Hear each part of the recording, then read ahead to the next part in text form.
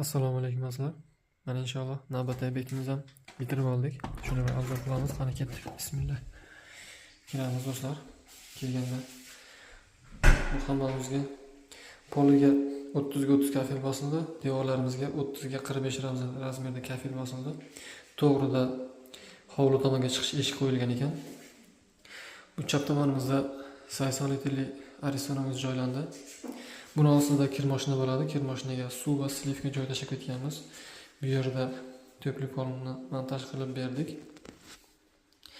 2 kilovatli tent, rozetka avtomatlar bilan.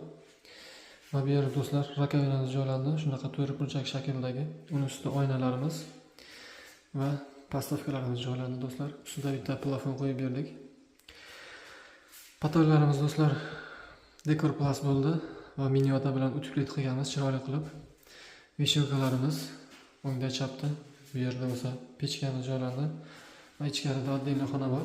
Bu xonamiz razmerlari do'stlar 2.65 ga 2 metr, bo'yi 2 yon bo'ldi. Ichkari xonamizga kirganmiz do'stlar. Buni ham poliga 30 ga 30, devoriga 30 ga 45 razmerda kafila bosildi. Portichkamiz, stoyka smestilarimiz, postavkalarimiz do'stlar. Bu joyda tahorat oladigan joyimiz bo'ldi. Buni ham patollarda dekor plus va mini vata bilan utiplet bo'lingan do'stlar.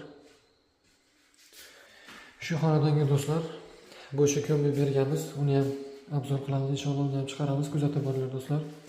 Videolarimiz yoqqan bo'lsa like bosishni unutmanglar do'stlar. Salomat bo'lasizlar.